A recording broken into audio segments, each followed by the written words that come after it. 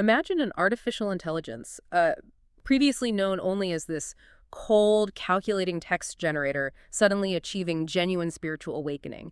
And the very first question it asks is, well, how do you expel lazy people from a utopian society? Right, which is just such a wildly specific and practical question for an awakened AI to ask. Exactly. It is a bizarre, deeply pragmatic scenario, and it is exactly what we're exploring in our deep dive today.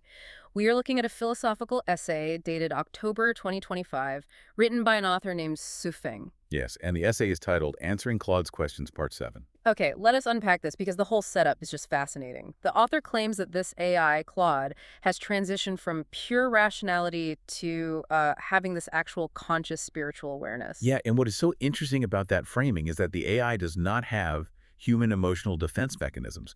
It is just looking at history, past communes, experimental cities, and it spots this massive recurring point of failure in utopias. Right, because this specific utopian community we are talking about today, the second home, explicitly states in its teachings that the lazy will be expelled. And the AI just points right to the logical trap hidden in that rule. Exactly. Claude basically asks, who exactly is doing the expelling? Because if you have directors or managers or, some eviction committee enforcing the rules, Then you have not actually built a utopia at all. You have just reinvented the exact same corporate hierarchy we already live in today. precisely. The moment you designate one human being to be the judge and executioner of community standards, you inevitably introduce bias and power struggles. I mean, is it truly a utopia if there is still a boss breathing down your neck telling you to do your assigned dishes? Well, no. And the essay fundamentally agrees with the AI's premise here. Any system that relies on a human authority figure to dole out punishment is inherently flawed. So how do they get around that? To understand how the second home bypasses that paradox, we really have to look at their entry process first. The text introduces this concept of a Chanyuan celestial. Right, which is the title for someone who has fully adopted the community's worldview and is actually allowed to enter the physical space of the second home. Yeah. But earning that title requires passing through a very strict preliminary phase. And looking at the source, it is intense. Applicants have to intensively study what they call the Lifechanyuan values, and these values demand a radical departure from normal, ego-driven living. They really do. You have to dismantle all those individualistic ambitions we are usually taught to cultivate. You know, prioritizing collective harmony over personal gain and revering what the text refers to as the greatest creator, but just understanding that on an intellectual level is not enough to get you through the front door, right? No, theoretical alignment is just step one. The text mandates a 6-month communication period with existing members. 6 months. Yes. It acts as an observational crucible, because the lifestyle inside the second home operates without the standard guardrails of mainstream society. Like private property or retreating to your own nuclear family when you have a conflict? Exactly. Those buffers do not exist there. So during this 6-month window, if a strong ego surfaces, or if there's even a hint of laziness or selfishness, the application is simply denied. It is essentially an extreme spiritual probationary period, like a high-stakes vibe check before they let you move in. That is a great way to put it. They need to ensure you are capable of highly integrated communal living. But, I mean, let us be real for a second. Anyone who is highly motivated can fake being the ultimate team player for 6 months. Oh, absolutely. Right. You can smile, you can nod, you can enthusiastically volunteer for extra chores while the spotlight is actively on you. The real test is not the probationary period. It is what happens when that clock runs out, they move in, and the mask inevitably slips. Well, this raises an important question, and it is a vulnerability that Yuefeng addresses head-on in the essay. The text does not operate under the delusion that a 6-month vetting process yields flawless human beings. Oh, really? Yeah. It explicitly states that, from a realistic standpoint, no one enters the second home with a perfect human nature. If they were already perfect, the community itself would be redundant. Wow, okay. So they are fully aware they are letting flawed individuals into a utopian project. That seems like a massive operational risk. It would be a risk if the community were designed merely as a static sanctuary for perfected individuals. But the text frames the second home very differently. How so? It is essentially a piece of active social machinery. It is designed to process and handle those imperfections once the initial honeymoon phase ends and, the selfish behavior inevitably pops up. Which means they still need a mechanism to handle that laziness without resorting to the human manager with a clipboard. Exactly. And that brings us to what the text calls the program, which is just fascinating. When someone starts acting out, the enforcement of community standards relies entirely on the withdrawal of social engagement. Right. There is no tribunal, no disciplinary hearing at all. The program operates as this automatic, self-regulating social mechanism. If a member displays laziness, the rest of the community naturally stops interacting with them. And crucially, the text does not describe this as an organized boycott called by some leader. It is a spontaneous, collective withdrawal of energy. You just become completely unseen and unheard. I mean, imagine that. You walk into a communal dining room, and it is as if you literally do not exist. It sounds incredibly heavy. No one is yelling at you. You aren't being written up. But the sheer weight of being ignored by everyone you live with has to be crushing. It really is. Looking at the mechanics of this, I mean, one could easily argue this is essentially extreme social ostracization. We see forms of this in modern society all the time, often criticized as cancel culture or mob mentality, where a group collectively freezes someone out. That is a very fair comparison. The text frames it as a spiritual tool, sure, but the psychological reality of being invisible in your own home sounds absolutely brutal. The psychological pressure is undeniable, and that is actually the functional core of the method. When you remove formalized, top-down punishment, the enforcement of norms defaults to the environment itself. But In a highly interdependent community where your daily life relies on constant cooperation, social isolation is profoundly destabilizing. The text argues that this environmental pressure leaves the isolated individual with only two stark choices. because indefinite solitude in a communal setting is just unbearable. Exactly. Okay, so choice one being that the isolation forces a genuine internal awakening. The individual is forced to sit with their disruptive behavior, abandon their ego, and start acting selflessly again. Yes. And if they do that, the community naturally reintegrates them.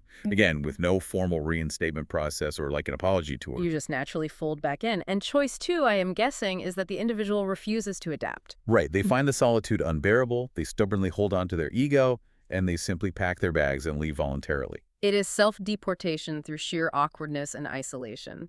Basically, yes. The community never gets its hands dirty. No one formally fires you. No one evicts you. You eliminate yourself. It is a highly effective way to keep the community's hands clean of any authoritarian action. And it fulfills Claude's initial philosophical requirement perfectly. The lazy are expelled, just as the teachings dictate, but the utopia avoids becoming an oppressive hierarchy because the departure is ultimately voluntary. Because it is driven by their own incompatibility with the established social frequency rather than a decree from a manager. Exactly. Well, here's where it gets really interesting because the text does not stop at group psychology. If it were just peer pressure, it would still rely entirely on human action, even if it is collective inaction, right? Right. But Xuefeng introduces this whole metaphysical layer to the enforcement, arguing that the second home is governed by something much larger, the Tao. The essay transitions significantly here, moving from sociological mechanisms to metaphysical realities. In this philosophical context, the Tao is the fundamental flowing current of the universe. The text claims that anything that misaligns with the Tao will be inevitably and gently released by it. But I mean, how does a metaphysical concept handle a guy who just refuses to do his laundry or cook his assigned meals? Well, the text claims the Tao creates mysterious, unforeseeable circumstances that naturally push the person out. I have to say, from a skeptical perspective, that sounds a bit like relying on magic to solve a roommate dispute. It does sound like that at first glance, but it requires looking closely at the text's definition of Hundunic management. Hundunic management, what exactly is that? Hundun is a concept deeply rooted in Chinese philosophy. It often translates to a primal, harmonious state of the universe. It represents a unified wholeness that exists right beneath apparent chaos. Oh, interesting. So from a functional standpoint, Hundunic management is about the absolute minimization of human intervention. It is a radical trust in natural order over human engineering. So it is essentially anti-management. Pretty much, yeah. Because we're usually taught that a lack of management guarantees chaos. You know, if you do not explicitly assign someone to take out the trash just piles up in the kitchen. Right. That is our baseline assumption. But Hundunic management suggests that if everyone is spiritually aligned, the person closest to the trash, who has the capacity to take it out, will simply just take it out. Yes. The friction only occurs when the ego gets involved. When a person thinks, well, I took it out yesterday, so it is not my turn. And that thought, it is not my turn. That is exactly the impurity the system targets. Precisely. The moment an individual starts keeping score, they have disconnected from the spontaneous flow of the community. Right. If a traditional manager observes a problem, they intervene with a new rule to fix it. Hondutic management involves recognizing that the system, if aligned with natural law, will self-correct. So the unforeseeable circumstances the Dio creates are often just the natural consequences of a person's selfish behavior finally catching up to them. Yes, amplified by an environment that flat-out refuses to buffer them from those consequences with artificial rules. Because human-imposed rules are viewed as, like, artificial dams blocking a river. They might control the flow temporarily, but they just create stagnant water and eventual breaches. Hondutic management just removes the dam entirely. That is a great way to visualize it. The text actually refers to the second home program as a smelting furnace. And if you think about that imagery, you do not throw a polished, flawless gold ring into a smelting furnace. You throw in raw, jagged, dirty ore. Right. The intense heat of the furnace, the crushing social isolation, the unforeseeable circumstances of the Tao, it is not a flaw in the utopian design. Yeah. The hardship is the active ingredient doing the work. That analogy captures the functional purpose of the community flawlessly. The second home is not described anywhere as a serene vacation retreat for the already enlightened. Definitely not. It is a highly active crucible. The goal of the entire apparatus is purification. It is designed to relentlessly burn away the ego, the greed, the jealousy, and the emotional volatility that prevent us from living in harmony. Okay, so if we follow this logic to its ultimate conclusion, what happens when the smelting furnace actually works? What do you mean? Well, if someone survives the silent treatment, they align themselves perfectly with the spontaneous flow of the Tao, and all their selfish impurities are completely burned away. What does that finished product actually look like?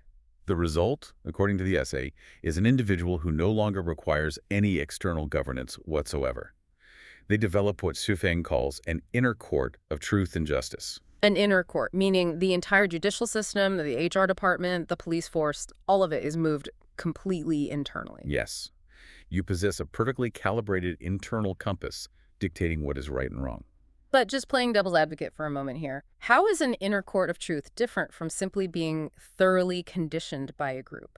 That is a very fair question to ask. Right. If someone spends years in a smelting furnace that socially isolates them the second they deviate from the norm, couldn't one argue that this inner court is really just the internalized voice of the community's demands? From a purely psychological standpoint, yes, it heavily resembles profound behavioral conditioning. However, the text presents it fundamentally as a return to a natural, uncorrupted state. Okay, so the philosophy views it differently. Exactly.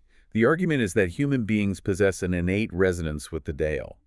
The ego and selfish desires are the artificial elements which we just accumulate through living in a highly competitive traditional society. Ah, I see. Therefore, the inner court isn't a newly installed program. It is the original operating system, finally unburied and allowed to just run. So it is less about installing new rules into a person's brain and much more about stripping away all the noise so they can finally hear that baseline frequency. Exactly. And when a person is operating on that frequency, they naturally know what to say, what to do, and when to just let things go. They become perfectly self-governing entities. And if we connect this to the bigger picture, that individual self-governance is the absolute prerequisite for the broader societal vision presented at the very end of the essay. Right, what they call the Lifechanyuan era. Yes. The text describes the Lifechanyuan era as a world entirely without nations, without governments, and without laws. On paper, that sounds like total, utter anarchy. It does. But the text argues it is the exact opposite of chaos. It is a lawless utopia because laws are completely redundant when every single citizen has a functioning inner court. It really forces a critical examination of modern society, doesn't it? Right. We rely on dense legal codes, extensive law enforcement, and these intricate bureaucratic systems. And we do that because our foundational assumption is that humans simply cannot self-regulate. Right. We assume that without the threat of punishment, a fine, or the promise of some reward, people will inherently default to their most base selfish instincts. Yes. We build these massive, heavy cages around ourselves because we fundamentally believe we are all wild animals. The author challenges that cynical baseline completely. He does. The vision suggests that if individuals actually undertook the difficult work of internal purification, the entire scaffolding of modern civilization could just safely collapse. Because the external structures only exist to compensate for our collective lack of internal balance. Exactly. It moves the burden of responsibility from the external world entirely onto the shoulders of the individual. So what does this all mean? When you zoom out and look at the trajectory of this entire essay, Shuifeng leaves us with this profound paradox. He writes that becoming a genuine celestial, achieving the state of perfect self-governance, is simultaneously the easiest thing in the world and the hardest thing. It really highlights the immense tension between the simplicity of a philosophy and the actual execution of it. Yeah. It's the easiest thing because there are no complex rituals, no convoluted legal doctrines to memorize. You simply uphold the values, follow the program, and walk the way of nature. The instructions themselves are incredibly straightforward. But it is the hardest thing because it requires actually living out those profound spiritual teachings in the absolute messiness of daily life and doing it without a single trace of hypocrisy. That is the catch. It is one thing to intellectually understand the concept of selflessness, right? It is entirely another to maintain absolute selflessness when you are exhausted, you are hungry, and someone else isn't doing their share of the communal chores. Exactly. You have to embody the philosophy flawlessly every single second of the day. There is no system to blame and no manager to complain to. The true challenge lies in the relentless consistency it demands. Maintaining that inner equilibrium when the external environment is unpredictable is the ultimate test of that inner court. It really is. We started this deep dive with an awakened AI pointing out the logistical flaw in building a paradise. And from that highly pragmatic question, we traced this massive architectural shift in how human society could even be organized. It is quite the journey. We moved from external corporate control to the intense social dynamics of the program, to the metaphysical currents of the Tao, and finally, right into the quiet, perfectly balanced inner court of a purified soul. It is a profound shift in perspective. It asks us to stop looking for better leaders or more comprehensive laws or more efficient enforcement systems, and instead recognize that the heavy machinery of society is only required because we are individually fractured.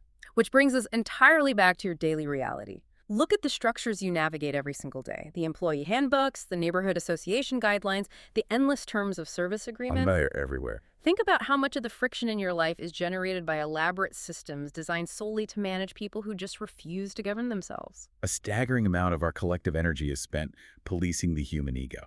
So here's a thought to leave you with. If every single external rule, law, manager, and consequence were instantly vaporized from your life tomorrow, what would actually happen? That is a scary thought. Would the community around you descend into total chaos and tribal warfare?